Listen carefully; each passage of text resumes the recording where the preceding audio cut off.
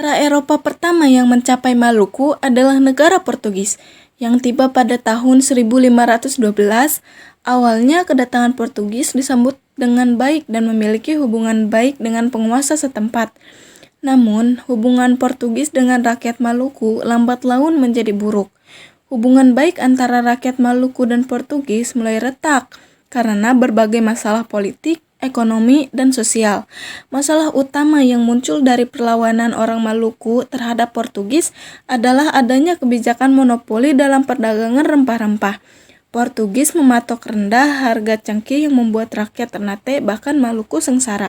Selain monopoli perdagangan rempah-rempah yang menyengsarakan rakyat, Portugis sering menggunakan cara-cara pemaksaan untuk menyebarkan agama Katolik dan mencampuri urusan dalam negeri kesultanan.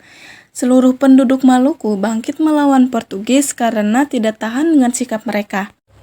Salah satu tokoh perlawanan terhadap Portugis yang paling terkenal di Ternate adalah Sultan Hairun. Sultan Hairun melancarkan serangan pada tahun 1565. Sultan Hairun terus menggempur benteng-benteng Portugis hingga membuat kedudukan Portugis terdesak.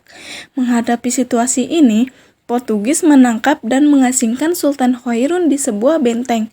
Penangkapan Sultan Hairun membuat kebencian rakyat terhadap Portugis semakin meluas hingga timbul kekacauan. Pada akhirnya, Sultan Hairun dibebaskan dan Portugis mengaku ingin mengadakan pertemuan untuk berunding. Kemarahan luar biasa dari masyarakat Maluku Utara terhadap bangsa Portugis terjadi saat Sultan Hairun dikhianati. Pada tahun 1570, Sultan Hairun ditipu dan dengan diam-diam dibunuh di benteng Sao Paulo.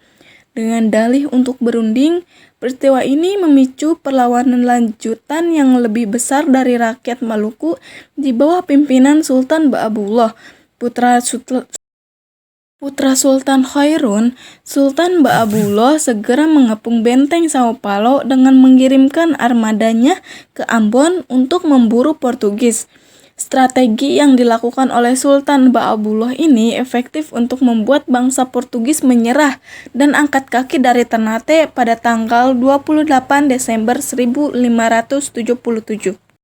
Setelah berhasil mengusir Portugis, rakyat Maluku kembali dihadapkan dengan penjajahan Belanda. Maluku harus melawan penindasan dari VOC, perusahaan dagang milik Belanda.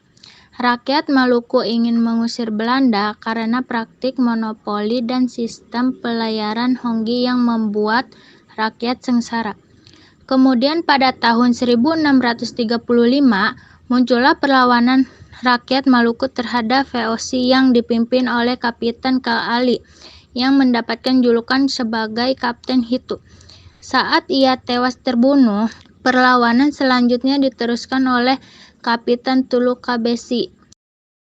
Perlawanan ini baru dipadamkan pada tahun 1646.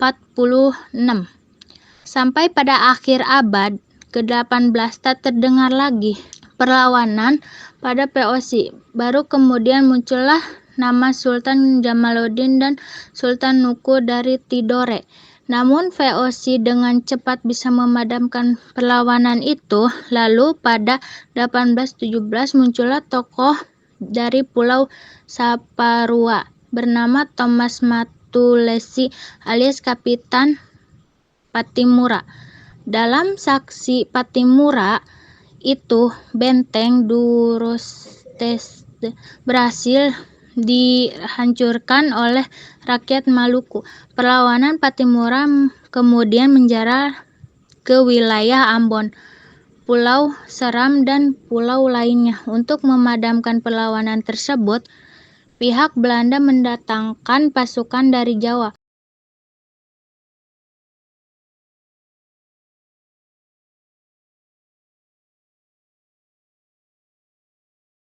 Bahkan Belanda juga memblokir akses dan Maluku hingga menyebabkan rakyat Maluku kekurangan makanan.